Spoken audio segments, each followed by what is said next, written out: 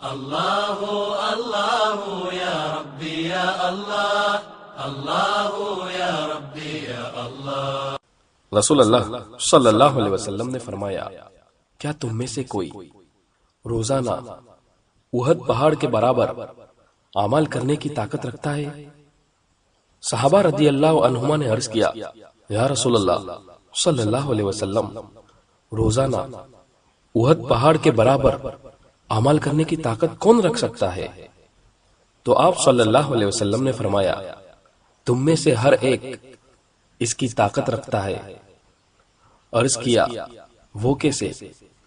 تو آپ صلی اللہ علیہ وسلم نے فرمایا، سبحان اللہ کہنے کا ثواب احد پہاڑ سے زیادہ ہے، الحمدللہ کا ثواب احد پہاڑ سے زیادہ ہے، لا الہ الا اللہ کا ثواب احد پہاڑ سے زیادہ ہے، اور اللہ اکبر کا بھی ثواب احد پہاڑ سے زیادہ ہے۔ التبرانی صحیح۔